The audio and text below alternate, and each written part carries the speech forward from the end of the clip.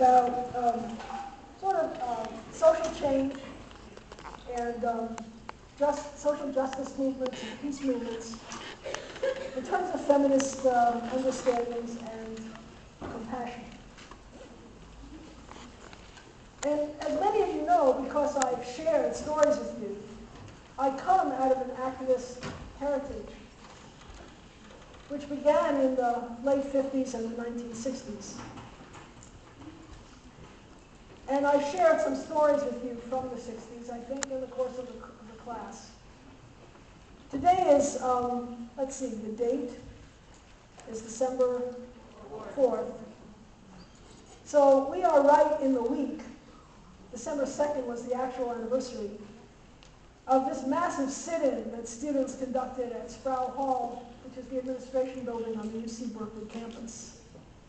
And more than 1,500 students took over that building on December 2nd, 1964, in the pursuit of freedom of speech on campus. And I think by December 4th, I was out of jail. And on December 8th, the faculty of the Berkeley campus voted overwhelmingly in support of the demands of the free speech movement. A vote, there was 824 faculty in favor to 115 opposed. And that moment marked the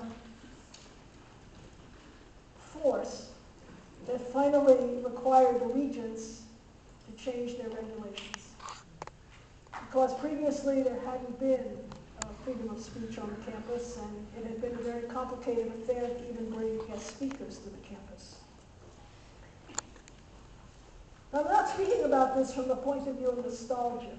I don't have nostalgia from the 60s. They were a good decade, and then there was the 70s and 80s, and we just go on. But I am talking about it from the point of view of what we can learn from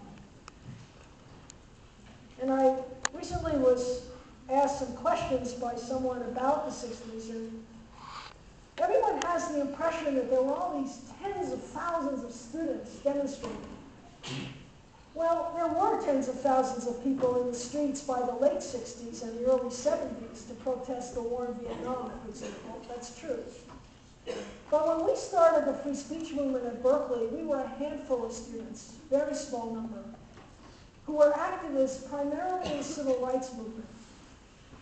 And several of our leaders, Mario Savio among them, Jack Weinberg among them, had recently returned from Mississippi, where they had been participating in voter registration work.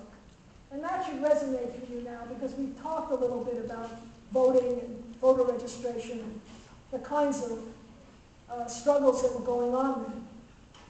But we were really a very small cluster of people, and many people considered us just a sort of fringe element on the Berkeley campus, which at the time had 27,500 students, and we were at most a couple of hundred.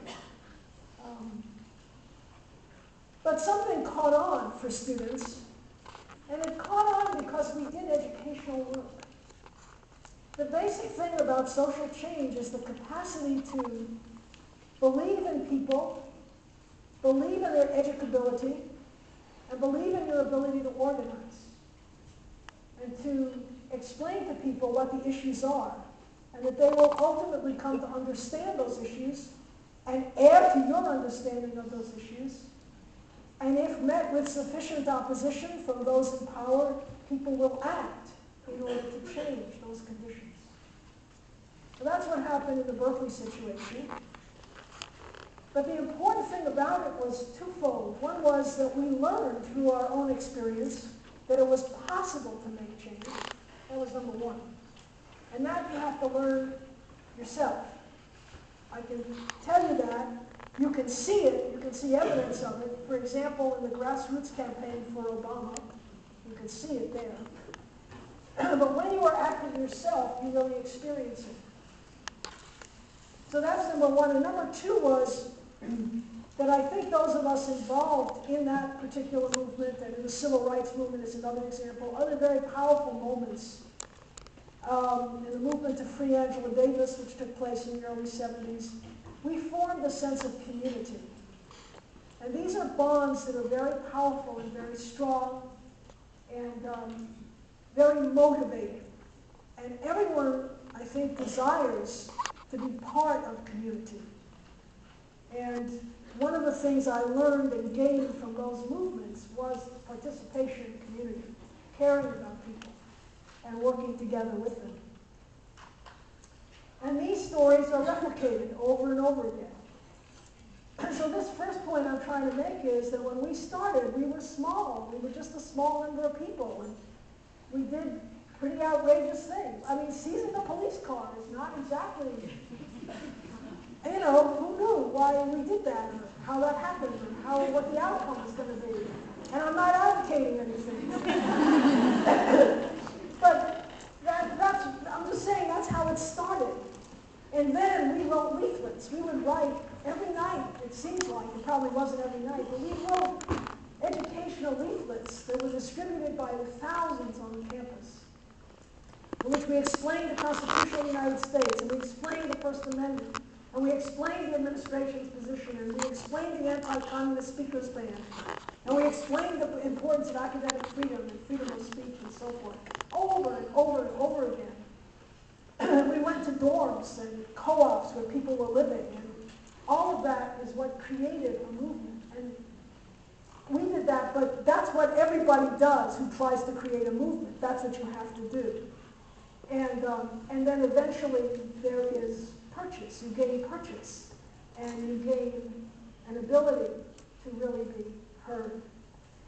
So that's the first thing I wanted to say. There's no mystery about it. Mostly political work like this and social change work is boring and tedious and tiresome. And the main thing is not to get discouraged, and then I have some more things to say about it. But that's the first point I wanted to make.